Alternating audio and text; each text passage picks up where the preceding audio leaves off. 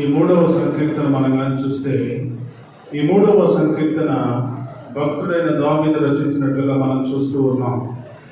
భక్తుడైన దావీదు ఈ సంకీర్తన రచిస్తూ చక్కగా మరి బయలుపరుస్తూ ఉన్నాడు.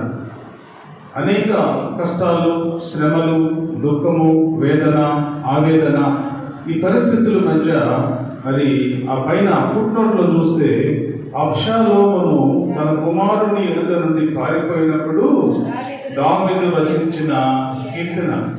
కష్టాలు, శ్రమలు, దుఃఖము, వేదన ఇవన్నీ కూడా ఆయన ఆవరించినప్పుడు ఈ కీర్తన ఆయన రచించినట్టుగా మనం చూస్తూ ఉన్నాం. ప్రియమైనటువంటి దేవుని బిడ్డలారా, దేవుని సన్నిధిలో బ్రతుకుతూ ఉన్న మనము, దేవుని సన్నిధిలో నడుస్తూ ఉన్న మనము, ఎన్ని కష్టాలు వచ్చినా, ఎన్ని శ్రమలు వచ్చినా, ఎంత దుఃఖం వచ్చినా, ఎంత అనుకూల పరిస్థితులు కలిగినా దేవుని సన్నిధిని విడిచిపెట్టకూడదు అని మరి దేవుడు మరి ఈ కీర్తన ద్వారా బయలుపరుస్తూ ఉన్నాడు. ప్రియమైనటువంటి దేవుని బిడ్డలారా, దేవుని సన్నిధిలో ఉంటే ఏమి ఆశీర్వాదము, దేవుని సన్నిధిలో దూరం అయితే ఎంత ఆశీర్వాదం కోల్పోతామో చక్కగా దేవుడు బయలుపరుస్తూ ఉన్నాడు. ఈ మొట్టమొదటి చరణంలో మనం చూస్తే, యెహోవా నన్ను బాధించువారు ఎంతో విస్తరించి ఉన్నారు, నా మీదికి లేచువారు అనేకులు.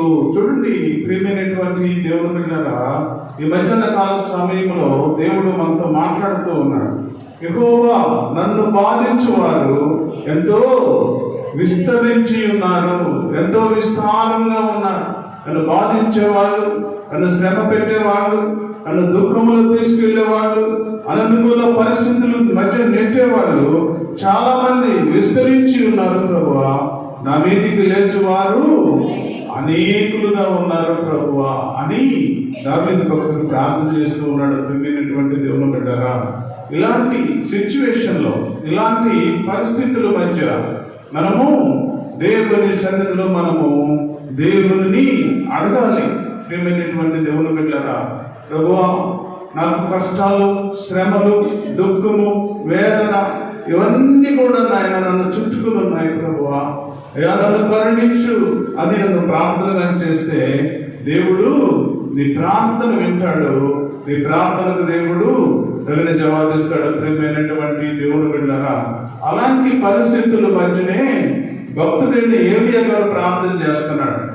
అలాంటి సిచ్యువేషన్, భయంకరమైన పరిస్థితుల మధ్య ఏలియా ప్రార్థన చేస్తున్నాడు. ప్రియమైనటువంటి దేవుని బిడ్డలారా, 1వ రాజుల గ్రంథంలో మనం కానీ చూస్తే 18వ అధ్యాయము 21వ వచనంలో మనం కానీ చూసినట్టుగైతే, ఏలియా జనులందరి దగ్గరకు వచ్చి, ఎన్నాళ్ళ మటుకు మీరు 2 తలంపుల మధ్య తడబడుచుందురు, యెహోవా దేవుడైతే ఆయనను అనుసరించుడి, బయలు దేవుడైతే వారిని అనుసరించుడని ప్రకటన చేయగా జనులు అతనికి ప్రత్యుత్తరముగా ఒక్క మాటైనను పలుకకపోయిరి.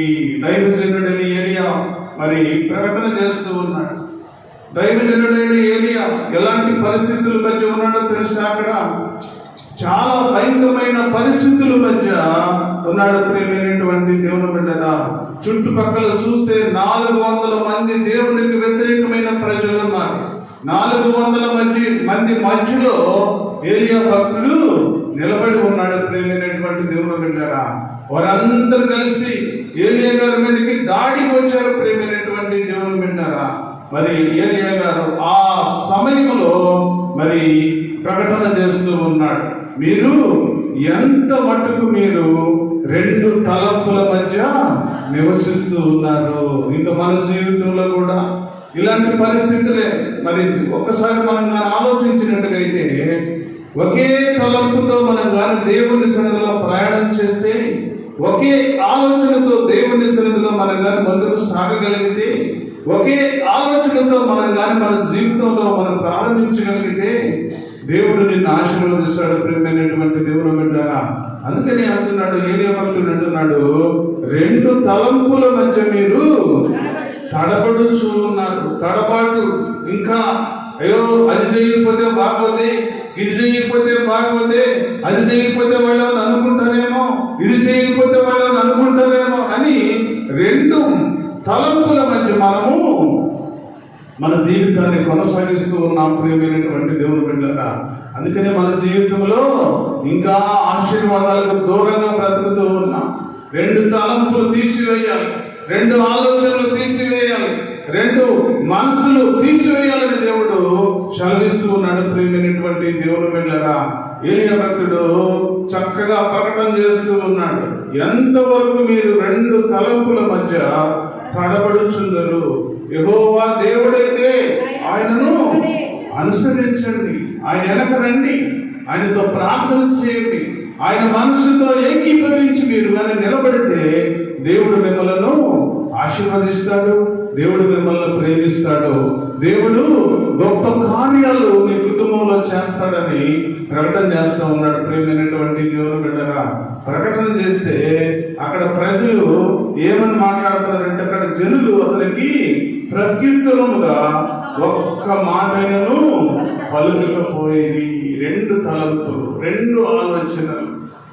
ఈ పని చేయకపోతే వాళ్ళు ఏమనుకుంటారు, ఈ పని చేయకపోతే మరి చుట్టాలు బంధువులు ఏమనుకుంటారు, ఈ పని చేయకపోతే అయ్యో నా రక్త సంబంధులు బాధపడతారేమో అని వారు ఒక్క మాటైనను పలకక వారందరూ కూడా మౌనంగా ఉన్నారు ప్రియమైనటువంటి దేవుని బిడ్డలారా. మౌనంగా నీ జీవితంలో నా జీవితంలో ఉంటే, మౌనమే మన జీవితంలో ప్రధానమైతే దేవుడు కూడా మౌనంగానే ఉంటాడు ప్రియమైనటువంటి దేవుని బిడ్డలారా. దేవుడు ఆశీర్వాదం అనే తలుపు నువ్వు మౌనంగా ఉంటే తెరవడు. దేవుడు ఆశీర్వాదం అనే తలుపు నీ నోరు తెరిచి దేవుని సన్నిధిలో ఏలియా భక్తుడు 2 తలంపుల మధ్య మీరు ఎందుకు ఉన్నారు? ఒకే తలంపుతో ఉండండి, ఒకే తలంపుతో ఉండండి, ఒకే తలంపుతో నడవండి, ఒకే తలంపుతో మీ జీవితం ప్రారంభించండి, దేవుని సన్నిధిలో మీరు ఆ విధంగా బ్రతకండి అని ప్రకటన చేస్తే వాళ్ళంతా కూడా మౌనంగా ఉన్నారంట ప్రియమైనటువంటి దేవుని బిడ్డలారా. అందుకని వారందరినీ కూడా దేవుడు శపించినట్టుగా మనం చూస్తూ ఉన్నాం ప్రియమైనటువంటి దేవుని బిడ్డలారా. ఈ మధ్యాహ్న కాల సమయంలో మనం ఏ విధంగా బ్రతుకుతూ ఉన్నాం, ఏ విధంగా నడుస్తూ ఉన్నాం, ఏ విధంగా ముందుకు సాగుతూ ఉన్నాము ప్రియమైనటువంటి దేవుని బిడ్డలారా. మనమే ఆత్మ పరిశీలన చేసుకునే సమయం. అయ్యో నేను ఇంకా 2 తలంపుల మధ్య జీవిస్తున్నానేమో, అయ్యో నేను ఇంకా 2 మాటల మధ్య జీవిస్తున్నానేమో, అయ్యో నేను ఇంకా 2 ఆలోచనలతో నేను జీవిస్తున్నానేమో, అయ్యో నా బంధువులు నా చుట్టాలు నా రక్త సంబంధం లేదు అనుకుంటానేమో, అయ్యో అది చేయకపోతే బాగోదు అని అనుకుంటున్నావేమో ప్రియమైనటువంటి సహోదరి సహోదరుడా. ఈ మధ్యాహ్న కాల సమయంలో దేవుడు మాట్లాడుతూ ఉన్నాడు, ఈ మధ్యాహ్న కాల సమయంలో దేవుడు హెచ్చరిస్తూ ఉన్నాడు, ఈ మధ్యాహ్న కాల సమయంలో దేవుడు నీతో మాట్లాడుతూ ఉన్నాడు ప్రియమైనటువంటి సహోదరి. ఈ మధ్యాహ్న కాల సమయంలో దేవుడు నీతో మాట్లాడుతూ ఉన్నాడు. సహోదరి సహోదరుడా, ఒకే మనస్సు ఒకే తలంపుతో జీవితం ప్రారంభించు, నేను ఆశీర్వదిస్తానని దేవుడు తెలియజేస్తూ ఉన్నాడు ప్రియమైనటువంటి దేవుని బిడ్డలారా. తర్వాత వచ్చిన మనం చూస్తే దేవుని వలన అతనికి రక్షణ ఏమీ దొరకదని నన్ను గురించి చెప్పువాడు అనేకులు. చూడండి ప్రియమైనటువంటి దేవుని బిడ్డలారా, ఈ 400 మంది ప్రవక్త వాళ్ళందరూ కూడా వ్యతిరేకమైన ప్రజలు అక్కడ నిలబడి మరి ఏలియాను మరి అపహాస్యం చేస్తూ ఉన్నారు ప్రియమైనటువంటి దేవుని బిడ్డలారా. ఏమని అపహాస్యం చేస్తున్నారంటే, దేవుని వలన అతనికి రక్షణ ఏమీ దొరకదని నన్ను గూర్చి చెప్పువారు అనేకులు అనేకులు అనేకులు. దేవుని సన్నిధిలో బ్రతుకుతూ ఉన్న మనము, దేవుని సన్నిధిలో నడుస్తూ ఉన్న మనము ప్రియమైనటువంటి దేవుని బిడ్డలారా, వారందరికీ కూడా దేవుడు ఒక పనిష్మెంట్ ఇవ్వబోతా ఉన్నాడు ప్రియమైనటువంటి దేవుని బిడ్డలారా. ఏ విధంగా పనిష్మెంట్ ఇస్తున్నాడో మనం కానీ చూసినట్టుగైతే అదే కీర్తనల గ్రంథము 15వ అధ్యాయంలో మనం కానీ చూస్తే 15వ అధ్యాయంలో మనం కానీ చూస్తే ప్రియమైనటువంటి దేవుని బిడ్డలారా, చూడండి సామెతలు గ్రంథంలో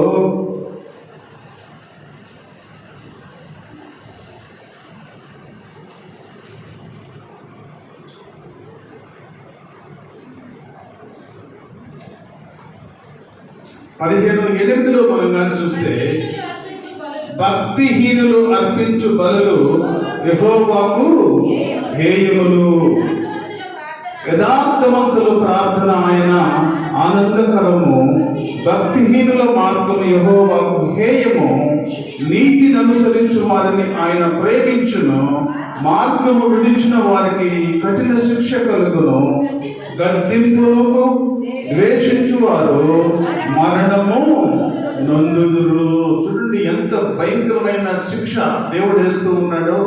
ఈ రెండు తలంపుల మధ్య జీవించే ప్రజల గురించి, రెండు తలంపుల మధ్య నడిచే వ్యక్తుల గురించి, రెండు ఆలోచనలతో నడిచే మనుషుల గురించి దేవుడు ఏ విధంగా హెచ్చరిస్తున్నాడో చూడండి. ప్రియమైనటువంటి దేవుని బిడ్డలారా, దేవుడు మరి మధ్యాహ్న కాల సమయంలో, ప్రియమైనటువంటి సహోదరి సహోదరుడా, ఈ మధ్యాహ్న కాల సమయంలో దేవుడు మాట్లాడుతూ ఉన్నాడు. భక్తిహీనులు అర్పించు బదులు యెహోవాకు హేయములు. రెండు తలంపుల మధ్య నువ్వు జీవిస్తూ, రెండు ఆలోచనలతో నువ్వు జీవిస్తూ, దేవుని సన్నిధిలో బలులు అర్పిస్తున్నావేమో, దేవుని సన్నిధిలో నువ్వు బలులు అర్పించే స్థితిలో ఉన్నావేమో. ప్రేమైనటువంటి దేవుని బిడ్డలారా, అవి దేవునికి ఇష్టం కాదు, దేవునికి హేయములు, దేవునికి వ్యతిరేకమని దేవుడు చలవిస్తూ ఉన్నాడు ఈ మధ్యాహ్న కాల సమయంలో. ప్రేమైనటువంటి సహోదరి సహోదరుడా, నీతిని అనుసరించు వారిని ఆయన ప్రేమిస్తాడు దేవుడు. నీతిని అనుసరించి ఎవరైతే నడుస్తారో, నీతితో ఎవరైతే బ్రతుకుతారో, ఒకే మనసు, ఒకే తలంపు, ఒకే జీవితంతో ఎవరైతే ముందుకు సాగుతూ ఉంటారో వారిని దేవుడు ప్రేమిస్తామని దేవుడు సెలవిస్తా ఉన్నాడు. ప్రేమైనటువంటి దేవుని బిడ్డలారా, మార్గము విడిచిన వానికి కఠిన శిక్ష కలుగును. మార్గము విడిచి వేరే మార్గంలో ప్రయాణం చేస్తూ, వేరే ఆలోచనతో ప్రయాణం చేస్తూ, వేరే ఆలోచనతో ముందుకు సాగుతూ ఉంటే దేవుడు మాట్లాడుతూ ఉన్నాడు, నిన్ను కఠినంగా నిన్ను శిక్షిస్తున్న దేవుడు తెలియజేస్తూ ఉన్నాడు. ప్రియమైనటువంటి దేవుని బిడ్డలారా, గద్దింపులకు ద్వేషించు వారు మరణము నొందుదురు. చూడండి ఎంత భయంకరమైన శిక్షలు దేవుడు వేయబోతూ ఉన్నాడు. మనం ఒక్కసారి మనం ఆలోచించగలిగినట్లయితే, ప్రియమైనటువంటి సహోదరి సహోదరుడా, దేవుని సన్నిధిలో బ్రతుకుతూ ఉన్న మనము, దేవుని సన్నిధిలో నడుస్తూ ఉన్న మనము, దేవుని సన్నిధిలో మనం ముందుకు సాగుతూ ఉన్న మనము ఏ విధంగా నడవాలో, ఏ విధంగా బ్రతకాలో, ఏ విధంగా ముందుకు సాగాలో, ఏ విధంగా నువ్వు జీవితాన్ని సరి చేసుకోవాలో దేవుడు బయలుపరుస్తూ ఉన్నాడు. ప్రేమైనటువంటి దేవుని బిడ్డలారా, ఈ మధ్యాహ్న కాల సమయంలో చాలా స్పష్టంగా దేవుడు మాట్లాడుతూ ఉన్నాడు. యథార్థవంతుల ప్రార్థన ఆయనకు ఆనందకరము. దేవునికి ఆనందం, దేవునికి సంతోషం. ఎవరైతే యథార్థంగా జీవిస్తారో, ఎవరైతే యథార్థమైన బ్రతుకుతూ ఉంటారో, ఎవరైతే ఒకే తలంపుతో దేవుని సన్నిధిలో బ్రతుకుతారో, ఒకే మనసుతో దేవుని సన్నిధిలో ఉంటారో వారిని గురించి దేవుడు సంతోషిస్తూ ఉన్నాడు. ప్రియమైనటువంటి దేవుని బిడ్డలారా, అలాంటి సంతోషకరమైన బిడ్డగా నువ్వు కొనసాగాలి అంటే దేవుడు ఈ మధ్యాహ్న కాల సమయంలో నాతోటి మాట్లాడుతూ ఉన్నాడు. ప్రియమైనటువంటి దేవుని బిడ్డలారా, దేవునితో ఏ సమయమైనా సరే నువ్వు ఒకే తలంపుతో దేవుని సన్నిధిలో బ్రతకగలిగితే దేవుడు నిన్ను ఆశీర్వదిస్తాడు, దేవుడు నిన్ను ప్రేమిస్తాడు. దేవుడు నీ కొరకు నా కొరకు దాచిన మేలులు ఎంతో గొప్ప అయిన దేవుడు చలవిస్తూ ఉన్నాడు. ప్రేమైనటువంటి దేవుని బిడ్డలారా, అందుకనే అదే సామెతలు రాసిన గ్రంథం 7:1 మనం కానీ చూసినట్టుగైతే, నేను ఏ విధంగా దేవుడు రక్షిస్తాడో, నా కుమారుడా నా మాటలను మనసులో ఉంచుకొను, నా ఆజ్ఞలను నీ యొద్ద దాచిపెట్టుకొను, నా ఆజ్ఞలను నీవు మనసును ఉంచుకునేలా, నీ కనుపాపవలే నా ఉపదేశమును కాపాడినేలా నీవు బ్రతుకుదువు. అంటే దాని అర్థం ఏంటి? బ్రతకాలి. దేవుని సన్నిధిలో ఎవరైతే యథార్థంగా బ్రతుకుతారో, దేవుని సన్నిధిలో యథార్థంగా జీవిస్తారో, దేవుని సన్నిధిలో యథార్థమైన బ్రతుకుతూ, యథార్థమైన జీవితం జీవిస్తూ, యథార్థంగా ప్రార్థన చేస్తూ, ఒకే మనసుతో, ఒకే తలంపుతో దేవుని సన్నిధిలో బ్రతుకుతారో వారిని దేవుడు చక్కగా మాట్లాడుతున్నాడు. నా కుమారుడా నా మాటలు మనసులో ఉంచుకో. నా మాటలు నీ మనసులో ఉంచుకుంటే నువ్వు బ్రతుకుతావు. నా మాటలు నీ మనసులో ఉంచుకుంటే నువ్వు ఆశీర్వదించబడతావు. నా మాటలు నీ మనసులో ఉంచుకుంటే నీ బిడ్డలు ఆశీర్వదించబడతారు. నా మాటలు నీ మనసులో ఉంచుకుంటే నీ కుటుంబం దీవించబడుతుంది. నా మాటలు నీ మనసులో ఉంచుకుంటే నువ్వు కాపాడుతావు, నువ్వు బ్రతుకుతావు అని దేవుడు సెలవిస్తూ ఉన్నాడు. ప్రియమైనటువంటి దేవుని బిడ్డలారా, దేవుని మాటకు లోబడి దేవుని మాటలు విని దేవుని కొరకు మనము జీవిస్తే మనము ఆశీర్వదించబడతాం, మనం ప్రేమించబడతాం. ప్రేమైనటువంటి దేవుని బిడ్డలారా, తర్వాత చరణం మనగా చూస్తే యెహోవా నీవే నాకు కేడెముగాను, నీవే నాకు అతిశయాస్పదముగాను, నా తల ఎత్తు వాడముగాను ఉన్నావు. ఎలుగెత్తి నేను యెహోవాకు మొరపెట్టినప్పుడు ఆయన తన పరిశుద్ధ పర్వతము నుండి నాకు ఉత్తరమిచ్చును. యెహోవా నాకు ఆధారము కావున నేను పండుకొని నిద్రపోయి మేలుకొందును. 10,000 మంది దండెత్తి నా మీదకి వచ్చి మోహరించినను నేను భయపడను. చక్కగా దేవుడు మాట్లాడుతూ ఉన్నాడు. నీకు దేవుడు ఆశీర్వదించబడాలి అంటే, నీ కుటుంబంలో దేవుడు ఒక ఉన్నతమైన స్థితి ఇవ్వాలి అంటే, నీ కుటుంబంలో నీ బిడ్డలు ఆశీర్వదించబడాలి అంటే, నీ కుటుంబంలో దేవుడు విస్తరింప చేయాలి అంటే దేవుడు మరి ఏం చేయాలో చక్కగా ఇక్కడ బయలుపరుస్తున్నాడు. ప్రియమైనటువంటి దేవుని బిడ్డలారా, నీవే నాకు కేడెముగాను, నీవే నాకు అతిశయాస్పదముగాను, నా తల ఎత్తువాడవుగాను ఉన్నావు.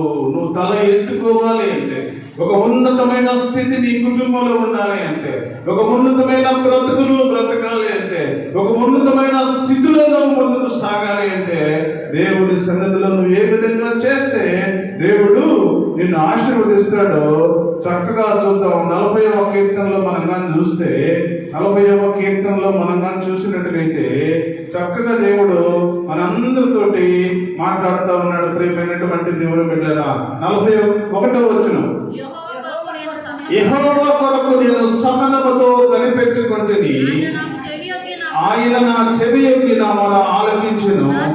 నాశనకరమైన గుంటలో నుండి జిగటగల దొంగ ఊపిలో నుండి ఆయన నన్ను పైకెత్తెను. నా పాదములు బండ మీద నిలిపి నా అడుగులు స్థిరపరించెను. చక్కగా దేవుడు మాట్లాడుతున్నాడు. దేవుని చేత నువ్వు ఆశీర్వదించబడాలి అంటే, దేవుని చేత నీ కుటుంబం ఆశీర్వదించబడాలి అంటే, దేవుని మరి కొరకు నువ్వు జీవించాలి, దేవుని కొరకు నువ్వు నడవాలి, దేవుని కొరకు నువ్వు ముందుకు సాగాలని దేవుడు తెలియజేస్తూ ఉన్నాడు. అందుకని అంటున్నాడు, నేను సహనముతో కనిపెట్టుకుంటే, నీ సహనం, దేవుని సన్నిధిలో సహనము కావాలి మనకి, దేవుని సన్నిధిలో ఓపిక కావాలి, దేవుని సన్నిధిలో మనము సహనముతో దేవుని కొరకు కనిపెట్టే వారిగా మనం ముందుకు సాగలిగితే దేవుడు నిన్ను చూస్తాడు. ప్రియమైనటువంటి దేవుని బిడ్డరా, మనకు ఓపిక లేకుండా, మనకు సహనము లేకుండా దేవుని సన్నిధిలో మన ఇష్టానుసారముగా బ్రతుకుతూ, ఇష్టానుసారముగా జీవిస్తూ, ఇష్టానుసారమైన జీవితంలో మనం కానీ ఉన్నట్టుగైతే దేవుడు నిన్ను శిక్షిస్తాడు కానీ నిన్ను ప్రేమించడు. ప్రేమైనటువంటి దేవుని బిడ్డరా, ఎందుకంటే ఇక్కడ చాలా చక్కగా దేవుడు మాట్లాడుతూ ఉన్నాడు. నేను సహనముతో కనిపెట్టుకుంటుని, ఆయన నాకు చెవి యొగ్గి నా మొర ఆలకించెను. నువ్వు చేసే ప్రార్థన వినాలి అంటే, నువ్వు చేసే మాటలు దేవుని సన్నిధికి చేరాలి అంటే, నువ్వు చేసే ప్రతి తలంపు దేవుని సన్నిధికి చేరాలి అంటే సహనముతో నువ్వు కనిపెట్టేవాడిగా, సహనముతో నువ్వు దేవుని సన్నిధిలో బ్రతికే తల్లిగా, సహనముతో దేవుని సన్నిధిలో ఉండే తల్లిగా నువ్వు ఉన్నట్లయితే దేవుడు నీ ప్రార్థన వింటాడు, నీ ప్రార్థనకు తగిన జవాబు దేవుడు ఇస్తాడు. ప్రేమైనటువంటి దేవుని బిడ్డలారా, పరిశుద్ధ బైబిల్ గ్రంథంలో మనం కానీ చూసినట్లయితే కొన్నేళ్ళు తన జీవితంలో మరి మనం అనేక రకాలుగా అపోస్తలుల కార్యం 10వ అధ్యాయంలో మనం కానీ చూస్తూ ప్రార్థన చేస్తూ ఉన్నాడు. ప్రార్థన చేస్తూ ఉంటే వెంటనే ఆయన దేవుని సన్నిధికి చేరింది. ప్రేమైనటువంటి దేవుని బిడ్డలారా, దేవుని సన్నిధిలో ప్రార్థన చేరినప్పుడు వెంటనే దేవదూత వచ్చి నిలబడి, అయ్యా నీ ప్రార్థనలు, నీ ధర్మ కార్యములు దేవుని సన్నిధికి మరి దూరముగా చేరి అని ఆయనకి ఆన్సర్ చెప్పినట్టుగా మనం చూస్తూ ఉన్నాం. ప్రియమైనటువంటి దేవుని బిడ్డలారా, మనము మన ప్రార్థన దేవుని సన్నిధికి చేరాలి అంటే, మన ప్రార్థన దేవుని సముఖములో ఉండాలి అంటే, మన ప్రార్థన దేవుని సముఖములో ఒక బలిపీఠముగా ఉండాలి అంటే ఏదో ఆషామాషిగా దేవుని సన్నిధిలో ఆదివారం వచ్చి ఆదివారం మనం ప్రార్థన చేసి అయ్యో నా జీవితం అంతా దేవుని వరకు నేను శ్రమ పడుతున్నానని మన దేవుని సన్నిధిలో వేషధారులుగా మనం ఉన్నట్టువైతే నీ ప్రార్థన పైకప్పు కూడా దాటదని దేవుడు సెలవిస్తూ ఉన్నాడు. ప్రేమైనటువంటి దేవుని బిడ్డలారా, ఈ మధ్యాహ్న కాల సమయంలో దేవుడు స్పష్టంగా మాట్లాడుతూ ఉన్నాడు. నీతోటి నాతోటి దేవుడు మాట్లాడుతూ ఉన్నాడు. నీ ప్రార్థన చేరాలి అంటే కొన్నేళ్ళతో దేవుని దూత ఏమంటుందో తెలుసా? అయ్యా నీ ప్రార్థనలు, నీ ధర్మ కార్యములు, అయ్యా నువ్వు చేసే సేవ, నువ్వు చేసే ఆలోచన నీ దేవుని సన్నిధికి దూతములే చేరని.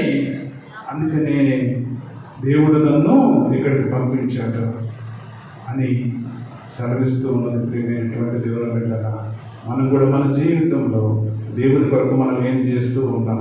దేవుని పని కొరకు మనం ఏం చేస్తూ ఉన్నాం? దేవుని మరి ఆ మందిరం కొరకు మనం ఏం చేస్తూ ఉన్నాం? దేవుని మరి పక్షాన మనం నిలబడుతూ ఉన్నామా? దేవుని కొరకు మనం జీవిస్తూ ఉన్నామా? దేవుని కొరకు మనం శ్రమ పడుతూ ఉన్నామా? ప్రియమైనటువంటి సహోదరి సహోదరుడా, ఈ మధ్యాహ్న కాల సమయంలో అంటున్నాడు, నేను సహనముతో కనిపెట్టుకుంటుని ఆయన నాకు చెవి యొక్కి నా మొర ఆలకించను. దేవుడు ఆలకిస్తాడు. నువ్వు సహనముతో దేవుని సన్నిధిలో మొరపెట్టగలిగితే, సహనముతో దేవుని సన్నిధిలో నువ్వు ప్రార్థించగలిగితే, సహనముతో దేవుని సన్నిధిలో నువ్వు మొరపెట్టగలిగితే ఆయన నీ ప్రార్థన దేవుని సన్నిధికి చేరుతుందని దేవుడు తెలియజేస్తూ ఉన్నాడు. ప్రియమైనటువంటి దేవుని బిడ్డలారా, చక్కగా దేవుడు మాట్లాడుతూ ఉన్నాడు.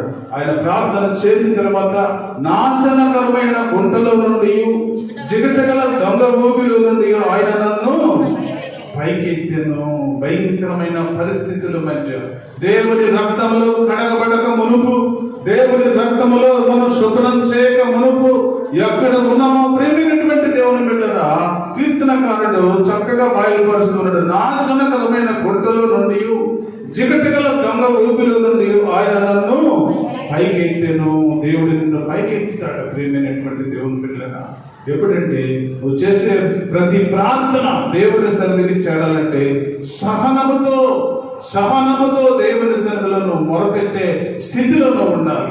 సహనముతో దేవుని సన్నిధిలో నువ్వు ఏడ్చి ప్రార్థన చేసే స్థితిలో నువ్వు ఉండాలి. ప్రేమైనటువంటి దేవుని బిడ్డలారా, అన్న ప్రార్థన చేసింది ఏ విధంగా చేసిందో తెలుసా? దేవుని సన్నిధికి వచ్చి ఆమె కన్నీరు కారుస్తూ దేవుని సన్నిధిలో దేవుని మొరపెడుతూ ఉన్నది. ప్రియమైనటువంటి దేవుని బిడ్డలారా, ఎప్పుడైనా మనం కన్నీరు కార్చామా?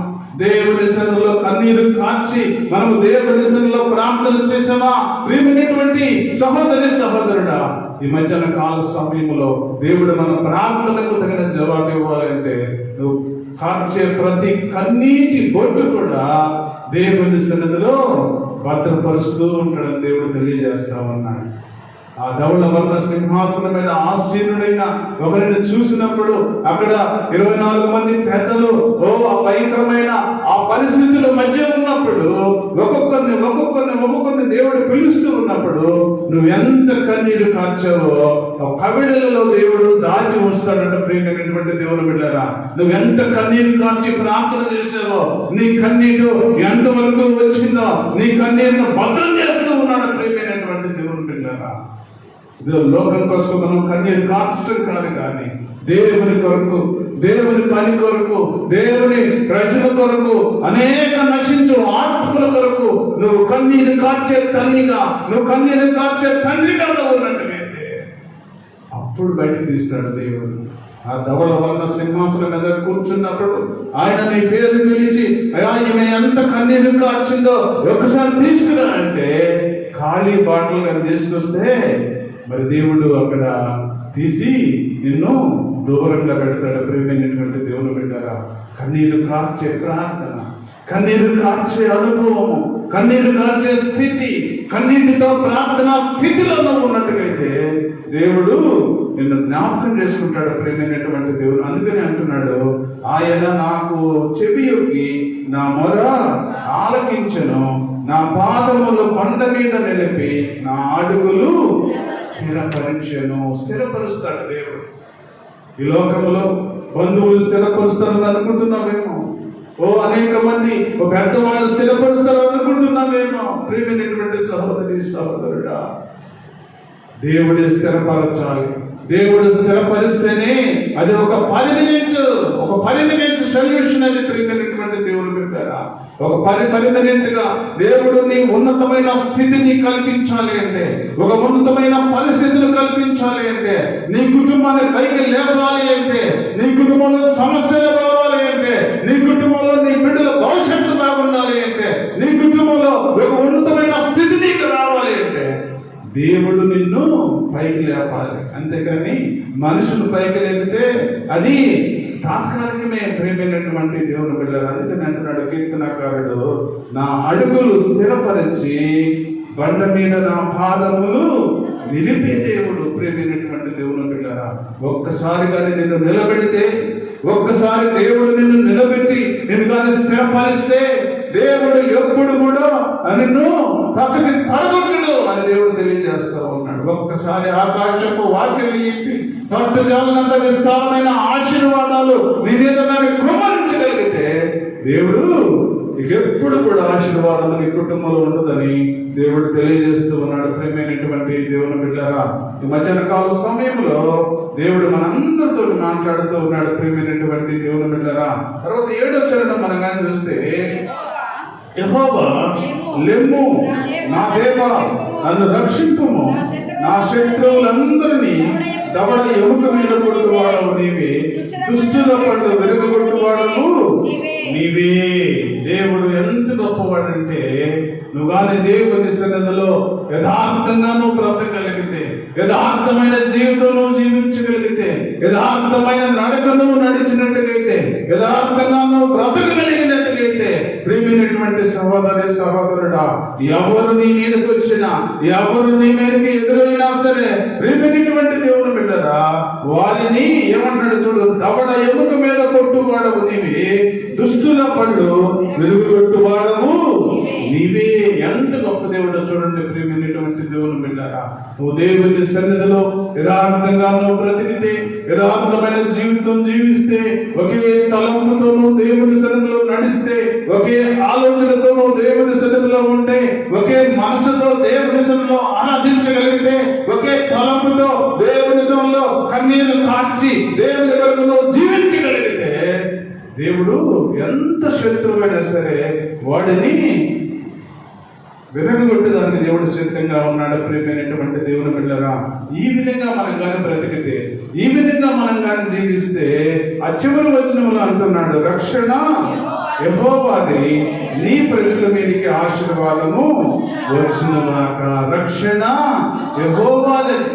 యెహోవా రక్షణ తీసుకొని, యెహోవాలో రక్షణ పొందుకొని, యెహోవాలో రక్షణ ఆనందముతో ముందుకు సాగుతూ, ప్రియమైనటువంటి దేవుని బిడ్డరా, తాత్కాలికమైన ఆశీర్వాదముతో, తాత్కాలికమైన బ్రతుకుతో, తాత్కాలికమైన స్థితిలో నువ్వు జీవిస్తున్నావేమో. ప్రియమైనటువంటి సహోదరి సహోదరుడా, ఈ మధ్యాహ్న కాల సమయంలో దేవుడు మాట్లాడుతూ ఉన్నాడు. ఆశీర్వాదం రావాలి అంటే ఏ విధంగా మనం బ్రతకాలో చూడండి. ఆ ద్వితీయోపదేశకాండం 28:1 మనం కానీ చూస్తే చక్కగా దేవుడిని ఆశీర్వాదం ఏ విధంగా వస్తుందో దేవుడు తెలియజేస్తూ ఉన్నాడు. ప్రియమైనటువంటి, నీవు నీ దేవుడైన యెహోవా మాట శ్రద్ధగా వినాలి, శ్రద్ధగా వినాలి.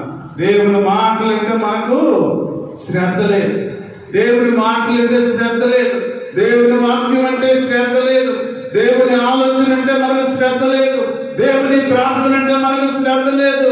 ప్రియమైనటువంటి దేవుని బిడ్డరా, శ్రద్ధ లేకుండా మనము బిజీ లైఫ్ లో ఉన్నాం. మనం తాత్కాలికంగా మనం బ్రతుకుతూ ఉన్న మనము ఈ షెల్టర్ లో, ఇది మనకు షెల్టరే, భూమి మీద మనకు షెల్టర్ ఏది, ఈ షెల్టర్ లో బ్రతుకుతున్న మనము నువ్వు శ్రద్ధగా నువ్వు కానీ దేవుని పనిలో ముందుకు సాగలిగితే, అదే దేవుడు మాట్లాడతాను, నీవు నీ దేవుడైన యెహోవా మాట శ్రద్ధగా విని నేడు నేను ఆజ్ఞాపించుతున్న ఆజ్ఞలన్నింటినీ అనుసరించి నడుచుకునే నీడలా దేవుడు నిన్ను ఆశీర్వదిస్తాడు. మనం ఏం చేస్తా ఉన్నాం? ఒక క్వశ్చన్ మార్క్. నువ్వు శ్రద్ధగా నువ్వు దేవుని సన్నిధిలో బ్రతుకుతూ ఉన్నావా? ఒక శ్రద్ధగా నువ్వు దేవుని సన్నిధిలో నడుస్తూ ఉన్నావా? ఒక శ్రద్ధగా దేవుని సన్నిధిలో ముందుకు సాగుతూ ఉన్నావా? ప్రియమైనటువంటి దేవుని బిడ్డరా, నువ్వు శ్రద్ధగా దేవుని మాట విని ఆయన ఆజ్ఞల ప్రకారము నడుచుకుంటే దేవుని సన్నిధిలో నిన్ను దేవుడు బ్లెస్ చేయబోతా ఉన్నాడు. దేవుడు నిన్ను బ్లెస్ చేయబోతా ఉన్నాడు. ఒక్కసారి దేవుడు నిన్ను ఆశీర్వదిస్తే, ఒక్కసారి నీ బిడ్డల దేవుడు ఆశీర్వదిస్తే, ఒక్కసారి దేవుడు నిన్ను నీ కుమార్తెను దేవుడు నిన్ను ఆశీర్వదించబోతుంటే, నువ్వు దేవుని సన్నిధిలో ఏ విధంగా బ్రతుకుతూ ఉన్నావో, నువ్వు దేవుని సన్నిధిలో ఏ విధంగా నడుస్తూ ఉన్నావో ఒక్కసారి మనము ఆత్మ పరిశీలన చేసుకోవాలి. ఇంకా నా కుటుంబంలో ఎందుకు ప్రభా శోధనలు, ఎందుకు ప్రభా ఈ కుటుంబంలో ఇంకా ఆవేదన, ఇంకా ఎందుకు ప్రభా నా కుటుంబంలో దుఃఖము, ఎందుకు ప్రభా ఇంకా నా కుటుంబంలో శోధనలు, ఎందుకు అనారోగ్య కాడి నా మీద వస్తుంది ప్రభు. అయ్యా నేను సరి చేసుకుంటాను ప్రభు. ఇంకా సరైన జీవితంలో నడవలేకపోతున్నాను. ఇంకా సరైన జీవితంలో శ్రద్ధగా నీ మాట వినక, అయ్యా నీ ఆజ్ఞలను పాటించలేక, నా సొంత ఆలోచనతో నేను ముందుకు సాగుతూ ఉన్నాను.